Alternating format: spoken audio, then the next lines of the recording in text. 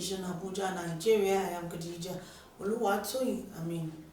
This episode of Agric Economy is going to be focused on transportation. Of course, how transportation affects the market price of commodities in the market, especially now where we have the subsidy being removed from fuel. Of course, when these things happen, it affects almost all aspects of the economy. This is because oil, whether we like it or not, still contributes, still remains one of the powerhood of the Nigerian economy. And to discuss that with us in the studio is Mr. Gabriel Dakolo.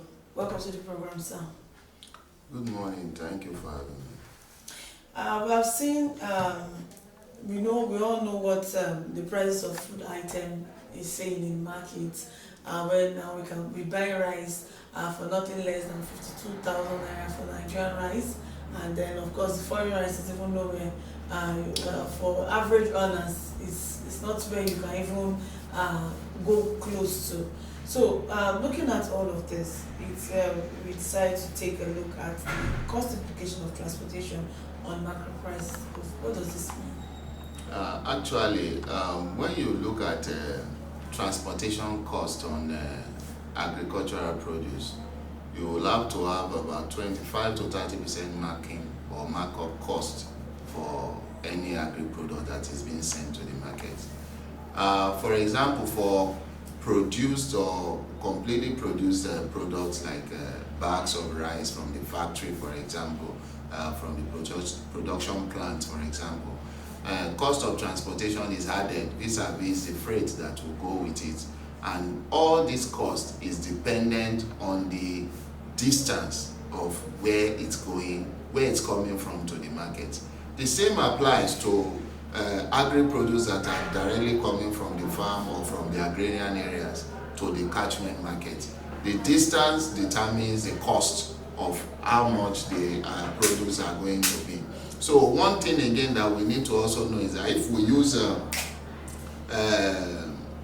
tomatoes, for example, tomatoes are coming from far north, from Kano down to Lagos, you will discover that over the distance of where it's coming from, that is how the transportation alters the prices. A bag or basket of tomato could be sold for 5,000 in Kano, for example. When it gets to Katsina, it will go for 6,000. When it gets to Rivers, because of the distance, it will go for 25,000. When it comes to Lagos, it will go for 20,000. All these are factors of the distance and the type of transportation that has been used.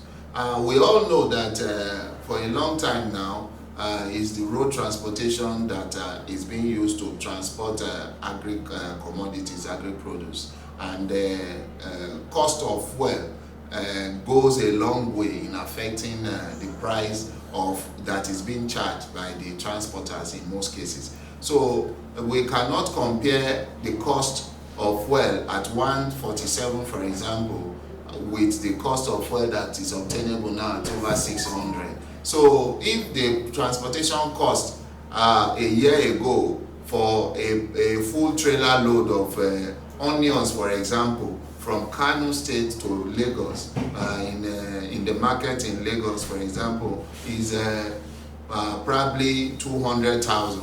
You can safely say now that the price will have been times 5 of that.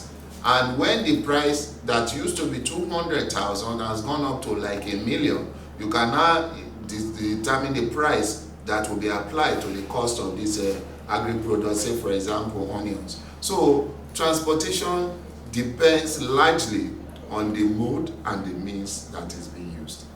Okay, we know that, like you said, you see other means of transportation being used, then you know that we barely even have another means of transportation, if not for just one or two states, interstate and train. Yes. That we have, and this is less than I would say 10% of the connectivity yes. we have in Nigeria. What are the alternatives? Looking at alternatives, just like you mentioned, the most viable and cheapest alternative for now is the rail sector. And although the government is not trying as much as possible to link other areas with the rail sector, we are seeing plans of a connecting rail between Itakpe, for example, in Kogi State to Kano. We are seeing Kaduna to Kano rail being used as well for commodity transportation. We are seeing Lagos, Ibadan, and Itakpe trying to be used as a connecting line for this for agri produce. If we can improve more on it, and we have this east-west alignment, and the rail sector is functioning very well, I believe that it's going to go a long way in bringing down the cost of agri produce, and it will ensure that when the pricing is as low as possible, it will help in ensuring that the cost applied due to transportation is also reduced. So rail sector is a game changer when it comes to transportation of agri produce. Even highly civilized and industrialized countries around the world rely mainly on the rail sector because of the capacity it has to carry as much as possible, and also to be able to deliver at from hand to hand. So I believe that if we can concentrate more on the railways to be able to carry our agri products, it would even save the road from fast dilapidation, because we discovered that most of these lorries, it is due to their constant movement and activity on the road that is making the road to go bad. The other aspect is that if we also improve on our rail sector, it can also help in the security of the products and the produce. We know that accidents seldom happens when we are using the rail sector, but it's prevalent on the road.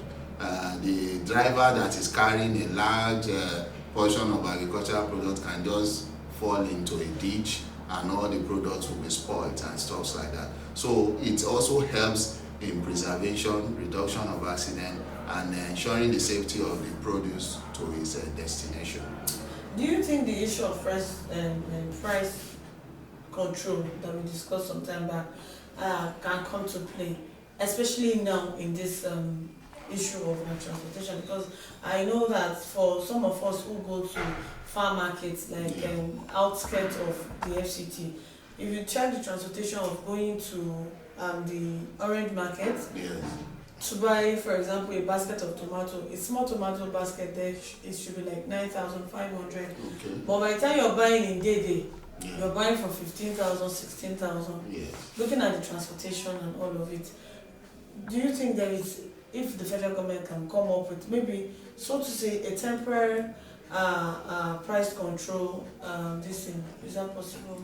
A temporary price control measure will only work if the government is providing the means of the transportation, because the means of the transportation is in private hands, and we cannot rule out the issue of profitability of any business venture. A transporter is in the business not for charity, they are there to also make money. So when you now look at also the farmer that is transporting his produce from one place to the other, is also in need because of the profit. So the price control might not work if the government does not have the overriding enablement to provide cost of transportation and assistance to the farmer as well. Okay, part of issues that arise as regards this transportation issue, you hear of vehicle parts expanding expensive, you hear of fuel, driver's wage, and the rest of it. For a smallholder farmer, what can be done in addressing all of this? Now, to me, I still want to recall about 20-30 years ago, probably from 70s to 80s, you discover that smallholder farmers form what we call cooperatives.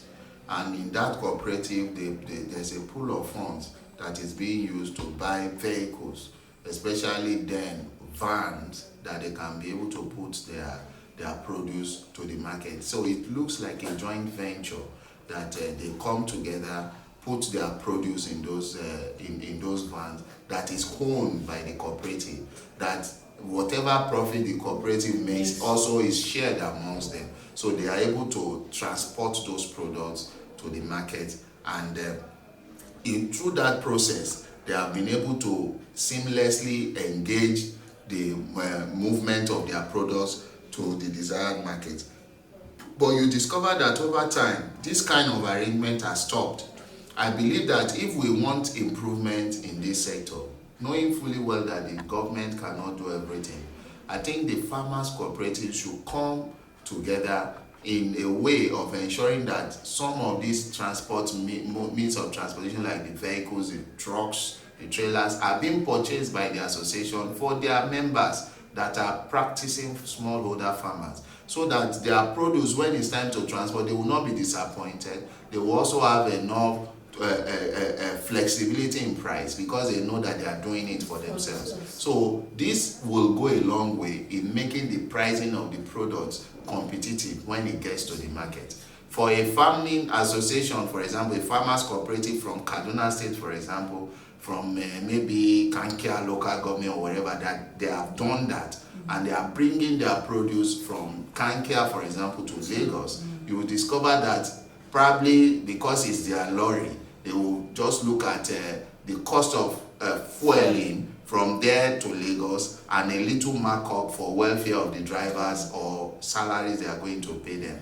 When they get to Lagos, they have a higher flexibility of selling their product at a far lower price from other farming people that came from Kano, that same Kano, but engaged in totally different arrangement or a commercial arrangement. So it will help the farmers to be highly competitive. It will also help the farmers to save funds and also be able to sell off his product as fast as possible. Even in all these things that we are saying, if your produce comes to the market and it is very expensive, you have a tendency of staying longer in ensuring that it's being sold than when it's cheaper and people can take it. You can get off-takers as fast as possible so that you can go back to where you have come from. So that will help the farmers to ensure that to a large extent, cost of transportation is reduced to the barest minimum. It makes their produce to sell faster, and it makes them to go back to their respective destination on time as well. Okay, yes, we've heard it, the need for smallholder farmers to come together as an association and ensure that they put funds together in acquiring one or two. This is just an example, like you said. Maybe your farm is just within the state and it's just from one local government to the other. Even if it's a keke that 5 or 10 of you can come together to get, and then each person can transport, even if it's a basket each of your produce, and this takes it to the market. We'll take a quick break. When we return, the program continues short. Stay tuned.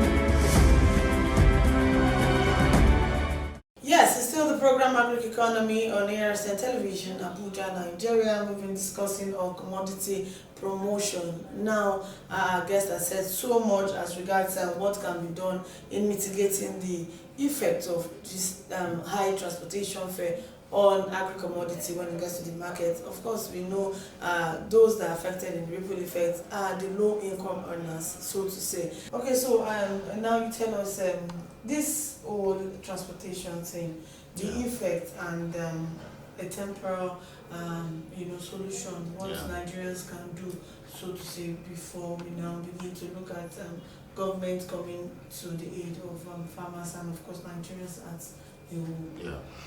So, looking at what Nigerians should be doing and the effect it's having, we all know that the number one effect of high cost of transportation to agricultural commodities is that it's going to increase the price. And that we have been seeing on daily basis. In fact, we have been seeing that on daily basis since January. I'll give you one example before I delve into other areas. There is a particular place that is on the road. The woman sells poultry products. I used to buy eggs, crates of eggs from her. My experience in the past 2 weeks has not been palatable. I can tell you for free that last week I bought a crate of eggs from her for 2,400. Just same last week on Friday, it increased to 2,500. So on Monday, because my family likes using eggs for several things, I went, as I was coming back, I went to buy. She started smiling. She said, sir, things have changed again. Oh. It is now 2,600. And yesterday that I went there, in fact, the smile increased. And when she was telling me, when she started smiling, I said, don't tell me that you have increased again. He said it's short. She doesn't know how to tell me that it's now 2,700. So you see what I'm trying to say. All these are factors of production. All these are transportation cost issues and the cost of production that is causing constant increase in all these products. Now, for you, the average cost of fertilizers, for example, in January has increased by 20% right now. And these are the implements that are being used to ensure that these agri-produce are being grown and afterwards harvested for it to be sold. And we know what cost of transportation does. So what has happened is that it has made most Nigerians to reduce their consumption. Some Nigerians that are doing 101 before, that is eat breakfast and dinner, some are now doing maybe 010. It will now be a very strong lunch that will dovetail to dinner, because the capacity to purchase has not increased, but the prices have increased astronomically over time, and it's also not predictable. And I can say for free, in a jocular manner now, that this will be one of the cause of friction in homes.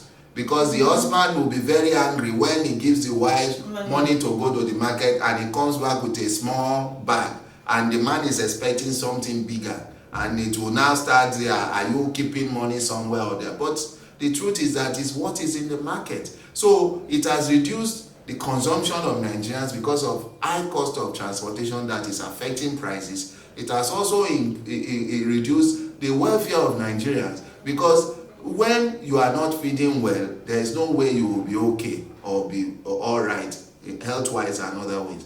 And also looking at the fact that the earnings and the income of Nigerians is not increasing alongside the prices, then it means that over time it will get to a point that Nigerians will not be able to feed when this situation does not change. So in the middle term, the government needs to come in.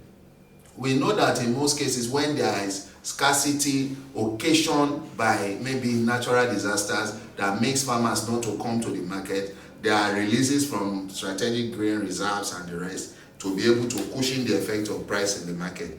I know this government is trying to push out a lot of palliatives to the people so that it can also complement what they are buying in the market. But we need to feel it. The people are not feeling those palliatives. Because, for example, if you come to a family that used to buy a bag of rice, for example, and you give them maybe half bag of rice, you have helped them to now start focusing on buying the remaining half bag of rice to sustain themselves for a particular period. But if the government is not bringing these palliatives, or they are doing it in piecemeal, or they are using political reasoning that does not get to the intended grassroots that it should get to, then we will not be able to achieve much. Because the government now needs to intervene when it comes to food security in the country. Because the purchasing power of Nigerians is dwindling gradually and consistently, while the cost of food items, cost of agricultural produce is on the rise. So the government needs to intervene by ensuring that there is support to be able to cushion this effect on ordinary Nigerians that cannot survive or does not even hit 2 or 3 square meals. Okay, jokingly, I was actually talking to a colleague in the office yesterday, and then I know my crew behind the camera will be able to attest to it. I asked her, I said, Hilda, you do improved seed. Please, I saw you people planting yam in a sack of cement. Yeah. Please, I need that episode. I want to watch it and see how that farmer did that. I need to start from, because I bought 5 tubers of yam for 7,000 naira. When it's new yam. Yes. And we used to know that new yams used to be cheaper, but now the reverse is the case. And then, everybody were laughing and the rest of it. And as we were discussing, the guests came on for the program, and they were to do, grow onion, how to grow onion in just a small jar. And I said, please, I'm interested. Yes. I'm going to bring my bucket tomorrow so that we can do this. Definitely. So you see, the thing is it cuts across everyone. Yes. How can we now look at this alternative of everybody having a garden and the rest of it to cushion this effect before government? We keep calling government, of course, at their own time. At their own time. Truly, actually, we have reached the point where everyone must be a farmer in this country. Let me just take us back a little bit to China, for example. When China wanted to start their revolution, they made sure that everyone was interested. When you say revolution means trying to achieve a set target in an aggressive manner. So at that time, an average primary school student could produce a watch. From primary 2, primary 3, they have started teaching them how to produce a watch, no matter how simple it looks. So such a child, by the time he grows with it, he will produce improved ones, and to get to a point whereby it will be world standard. That was how China started. What am I trying to say? They focused on every strata of their families. They focused on the children, on the youth, and the whole family. Now, we have an agricultural challenge. The federal government has declared an Agric revolution, but we need now to focus on everyone, from the children to the youth, teenagers to the adults. Everyone must know 1 or 2 things about farming. The Agric education we are getting from our primary school to the secondary school needs to be reinforced now. If the government is also serious, every school, both public and private, must have a farm, that these things that are being taught in a classroom are practicalized. And when they are practicalized, they are also ensuring, because I know 30-40 years ago, every government school has a farm, and it is the students that even plant produces that the teachers eat. Yes. So we need to bring that back. Both private and public schools need to have farms where their children will learn the rudiments of farming that they can now take home and encourage their parents. Another aspect is every community also needs to have a cooperative farm. This is not taking businesses out of smallholder farmers, but it's purely a survival strategy so that every one of us will be able to stand up. After all, what the smallholder farmers and the commercial farmers are producing in Nigeria is not even enough to feed us. That is why you see that despite all the rice that is being produced, we are still importing. The same thing with other agric items. So we have not reached self-sustainability yet. So, and we also know that if we go into this course and both every home or everyone in Nigeria is now a farmer, it will get to a point that we will first reach self-sustainability and we will now be able to export to other countries. So it's not taking business from farmers, it's helping them to even be able to serve us better, grow the more, so that we will be able to come out of the hunger that scarcity causes. All right, thank you very much for shedding more light on this topic. I bet to say that viewers at home will say this one touches down to everybody, and it's not the regular usual terminologies Yeah. and the rest of it. Thank you for coming on the program, sir. Thank you. So on that note, to wrap it up on Agric Economy on ARCN Television, Abuja, Nigeria, like I said earlier, it's time for everyone to put all hands on deck and ensure that the issue of cost of food items, produce in the market is being reduced. How can we do that? It's when we go back to the drawing board, we go back to back of our houses, we go back to even our lounge areas, and plant, even if it's pepper, if it's onion, if it's yam, these things can be planted in sacks and small containers. And with this, you know that if it's pepper you're able to plant this month, you know that for the month of course it won't germinate immediately.